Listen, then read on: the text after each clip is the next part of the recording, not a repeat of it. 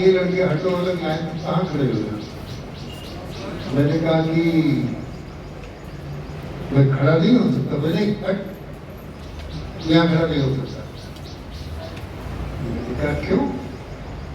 मुझे कहा ये लाइन उन लोगों की है जो बिना लोगों का पर्चा भरेंगे। तो मैंने कहा क्या मैं नहीं भर सकता?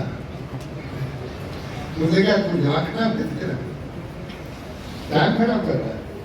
मैंने कहा वीडियो साहब मुझे भी पर्चा भरना है। तो उन्होंने गंभीरता देखी, बोले अच्छा तो पर्चा भरना है और पर्चा भरा। तो जब मैं बिलासपुर को बना तो वो मुझे रिसीव करके ले गए। तो मैंने उन्हें समझाया, मैंने वीडियो साहब आपकी कोई गलती नहीं है, वो मैं हूँ जिस तरीके का आपने उस तरीके का आचरण ठीक किया। तो मेरे कहने का अर्थ ये है कि ये ब्लॉग मेरी ट्रेनिंग का ब्लॉग है।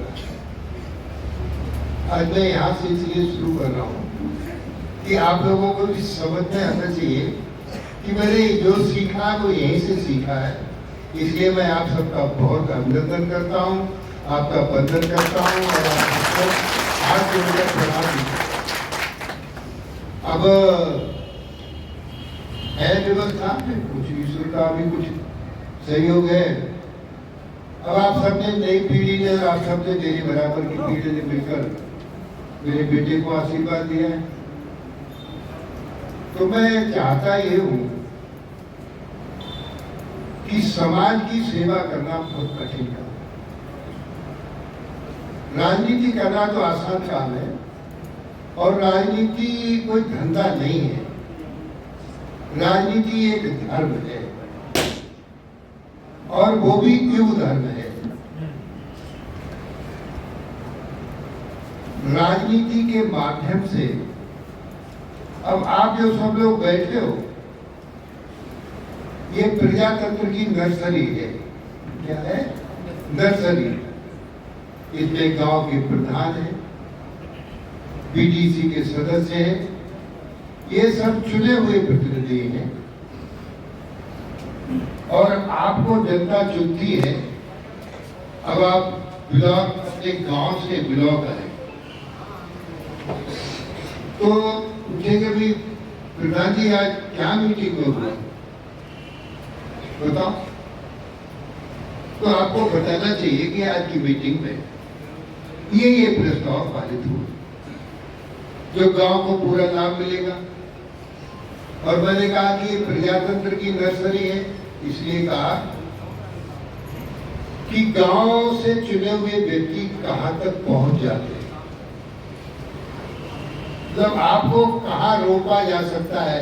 नर्सरी में जो पौध पड़ती है, नर्सरी माने पौधशाला, नर्सरी में जो पौध पड़ती है तो वो पौध उखाड़ कर कहीं रोपी तो जाती है। जैसे हम लोग धान की पौध डालते हैं तो चौड़ते हैं, फेड़ के ले गए तो फिर में चौड़ दी तो फिर अच्छे कलर देती। तो आप नर्सरी के रूप में यहाँ बैठे हो। तो अब आपका काम क्या है?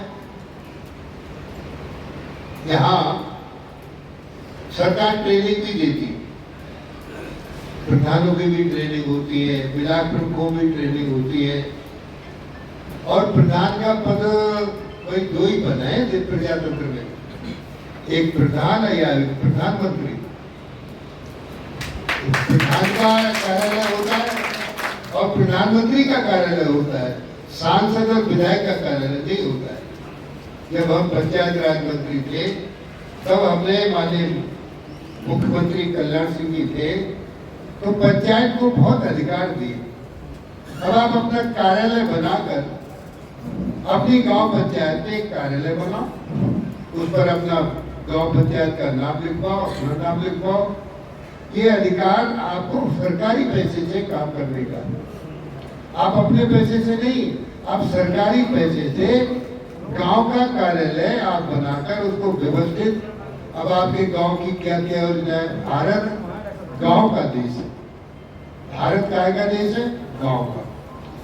भारत की आत्मा गांव में बसती, गांव में क्या क्या की जरूरत है। और सच में पंडित दीनदयाल उपाध्याय जी ने जो कहा, उस दिन सच्चा प्रजातंत्र आएगा जिस दिन गांव के अंतिम छोर पर खड़ा व्यक्ति, जिसको घर बैठे न्याय नहीं मिलता है, जिसकी घर बैठे बात नहीं सुनी जाती है, जो शोषित है, पीड़ित है, उपेक्षित है, दलित है, वंचित है, ऐसे लोगों को घर बैठे न्याय मिल जाए, उस दिन सच्चा प्रजातंत्र रहेगा। देश के प्रधानमंत्री माननीय नरेंद्र मोदी जी ने जिस दिन 2014 में प्रधानमंत्री पद की शपथ ली, पहली बार, बंद करो मोबाइल, आप लोग सब अपने अपने मोबाइलों को स्विच ऑफ कर दो या साइलेंट